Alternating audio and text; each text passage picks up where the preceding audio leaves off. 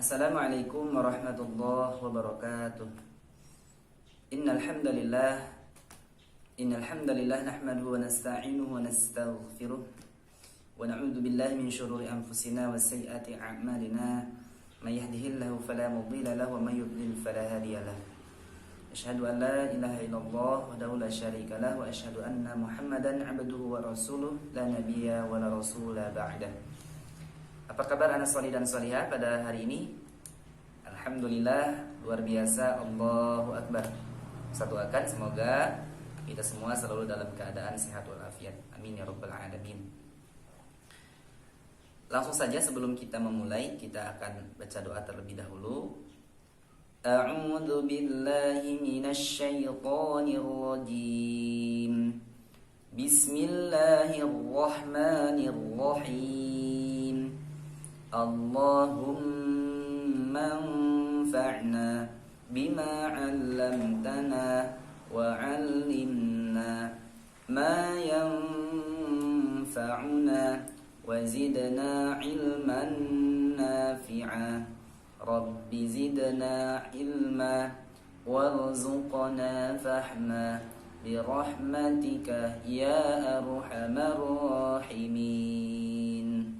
Alhamdulillah, pada pertemuan sebelumnya Ustaz sudah menyampaikan tentang beriman kepada malaikat berdasarkan Al-Quran. Pada pertemuan kali ini kita akan kembali membahas salah satu rukun iman, yaitu beriman kepada hari akhir. Sebagaimana yang disabdakan oleh Rasulullah SAW tentang keimanan, jadi iman itu antu'minu billah wa malaikatihi wa kutubihi wa rusulihi wal yaumil akhiri wa tu'minu bil qadari khairihi wa syarrihi. Jadi salah satu rukun iman yang wajib kita untuk meyakini bahwa itu adalah suatu hal yang benar dan pasti akan terjadi adalah hari kiamat atau hari akhir. Sebagaimana yang difirmankan oleh Allah Subhanahu wa taala bahwa hari akhir itu adalah sesuatu yang pasti akan terjadi. Kemarin kita sudah membahas tentang Al-Qur'an, bahwa Al-Qur'an itu adalah kitabullah, kalamullah, semuanya benar. Apa yang disampaikan Al-Qur'an pasti benar. Tidak ada keraguan sedikit pun di dalam Al-Qur'an. Nah, pada pertemuan kali ini kita akan mengulas tentang hari akhir. Nah, di dalam Al-Quran Allah Subhanahu wa taala berfirman di Al-Quran surat Al-Hajj ayat 7. Allah Subhanahu wa taala berfirman, A'udzu billahi minasy syaithanir rajim. Wa anna as-sa'ata atiyatan la raiba fiha wa anna Allah yab'atsu man fil qubur. Yang artinya, dan sungguh hari kiamat itu pasti datang, tidak ada keraguan padanya, dan sungguh Allah akan membangkitkan siapapun yang ada di dalam kubur. Quran surat Al-Hajj ayat 7. Ayat ini menegaskan bahwa hari akhir itu pasti akan terjadi, dan kemudian kita yang nanti mungkin dikuburkan setelah kita meninggal dunia itu nanti akan dibangkitkan oleh Allah Subhanahu wa taala. Karena alam kubur itu hanyalah alam yang sementara, sebagaimana alam dunia ini tempat kita beristirahat. Setelah kita hidup di dunia, kita akan beristirahat di alam kubur. Tetapi itu bukan akhir dari kehidupan manusia. Akhir daripada kehidupan manusia adalah alam akhirat, yaitu alam surga ataupun neraka. Dan kita berdoa kepada Allah Subhanahu wa taala, ya Allah, semoga kita termasuk orang-orang yang menjadi penghuni surga. Semoga kita dikumpulkan oleh Allah di dalam surga. Tetapi tentunya untuk masuk ke dalam surga tidak sembarangan. Karena apa? Karena surga hanya ditempati oleh orang-orang yang mendapatkan keridhaan dari Allah Subhanahu wa taala. orang-orang yang diridhoi oleh Allah Subhanahu wa taala. Oleh sebab itu, ketika kita menjalani kehidupan ini, tidak ada yang kita lakukan kecuali harus karena mencari keridhaan Allah Subhanahu wa taala semata. Itulah sebabnya kenapa setiap amal harus ikhlas. Setiap kita berbuat sesuatu harus ikhlas. Harus karena Allah Subhanahu wa taala. Karena kalau tidak ikhlas, tentu kita akan menjadi orang yang rugi nanti di akhirat. Kenapa? Karena seluruh amal kita tidak dinilai oleh Allah Subhanahu wa taala sebagai kebaikan. Ketika kita berbuat kebaikan, kita tidak niatkan untuk Allah Subhanahu wa taala, maka itu bukan suatu kebaikan. Nah, maka ketika kita hidup di dunia ini, gunakan waktu kita untuk berbuat kebaikan, tetapi harus diingat bahwa kebaikan yang diterima oleh Allah Subhanahu wa taala adalah kebaikan yang dilandasi oleh keikhlasan. Ciri dari orang yang ikhlas adalah sungguh-sungguh dalam mengerjakan sesuatu. Ciri orang yang ikhlas adalah selalu bersemangat di dalam melakukan amal kebaikan. Nah, ciri orang yang tidak ikhlas adalah dia pemalas dan dia ketika melakukan sesuatu itu terasa sangat berat sekali. Nah, ya. Jadi kalau kita masih berat belajar, masih berat tahfiz, masih berat tahsin, masih berat dalam berbuat kebaikan, nah itu meskipun kita melakukan belum tentu diterima, ya, karena apa? Masih berat, ya. Sedangkan kalau ikhlas, insya Allah semua dilakukan dengan ringan, dengan mudah, dan tidak terasa berat di hati dan tidak ada beban. Anak-anak yang salih dan salihah, bahwa sesungguhnya kebangkitan di hari kiamat, ketika Allah Subhanahu wa taala telah menghancurkan semeluluh lantakan alam semesta ini, bahwa kebangkitan manusia setelah kejadian itu adalah sesuatu yang benar, sesuatu yang pasti akan terjadi. Pernah Rasulullah SAW suatu saat ditanya oleh salah seorang sahabat, "Wahai Rasulullah, berikanlah perumpamaan kepada kami yang bisa kami lihat saat ini, bagaimana cara Allah Subhanahu wa taala itu membangkitkan kita nanti di hari kiamat." Karena memang kebangkitan di hari kiamat itu belum terjadi. Ya, belum terjadi. Karena itu nanti setelah kiamat dulu baru nanti akan terjadi kebangkitan di tengah hari kebangkitan yang akan membangkitkan manusia. Nah, kemudian Rasulullah SAW menjawab,